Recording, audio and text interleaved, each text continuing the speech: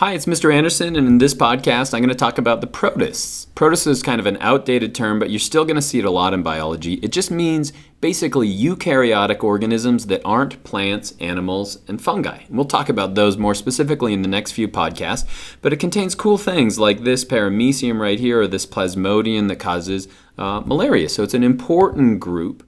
But it's a massive group. It contains tons of different things that probably aren't even related to each other. And so this is from the Tree of Life project. Basically, it's a pretty ambitious goal, but what they're trying to do is classify all life on our planet, and you can find it at tolweb.org. But basically, we are now into the domain eukarya. So these are things that have a nucleus, they have organelles, but you can see that they're trying to break it down into all the different kingdoms, phylums, classes, all the way down. And so there are some things in here that aren't protists. And so I would say green plants would be one of those. Another thing would be the animals. And then another thing would be the fungi. But everything else in here is we classify them into a group that's called the protists. And we're trying to figure out what are some monophyletic groups within that. We have candidate kingdoms. But for now, that makes your job easier as a biology student because you don't have to learn a bunch of different types of it. And so in other words, we like to think of this as the biological junk drawer. So just like in my house, I have a drawer where I have scissors and tape and pens and glue and all of these things.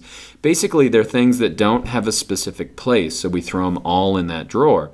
That's what protists is, and that's why I put quotes around the word phylogeny. In other words, it's evolutionary history, because we don't really know who's related to whom.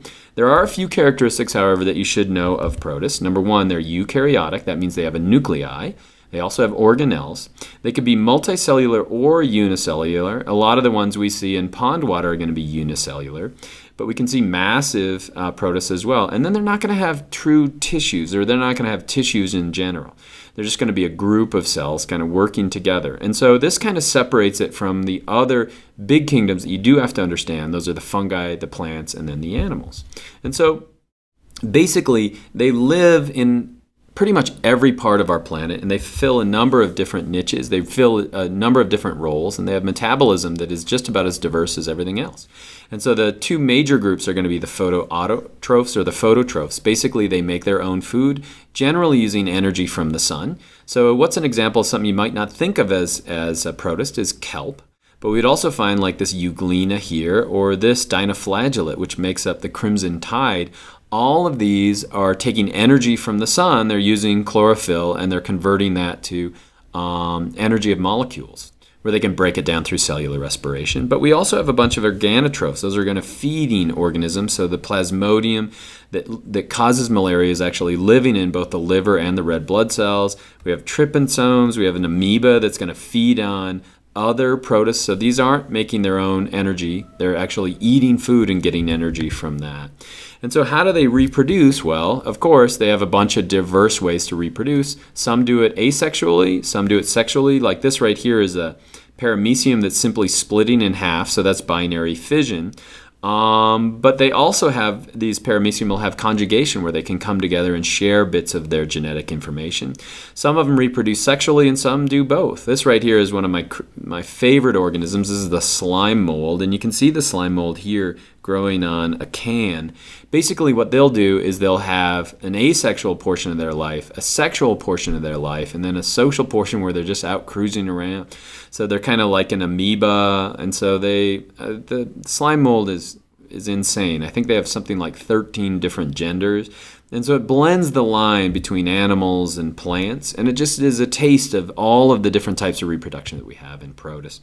And they've got a great diversity, and so this paramecium is going to group of ciliates, so they're going to have these cilia around the outside. But we also have protists like this. This is this volvox. A volvox is going to be a large colony of cells, but then they'll have small colonies inside it. They are important as well. So the kelp forests in the ocean are going to be protists. And then some of my favorite protists are these things. These are dinoflagellates, these are diatoms. Diatoms are actually converting silicon into glass, and they do it at low temperature. And so if you've ever brushed your teeth, hopefully you have, and that gritty stuff that you find within toothpaste is going to be the bodies of dead diatoms or diatomaceous earth. And so again, protists have a great diversity. The big thing that you should remember is that they're eukaryotic. they're eukaryotic or eukaryotes, and they're not plants, animal, fungi. And if you know that, you're well on your way to understanding protists. And I hope that's helpful.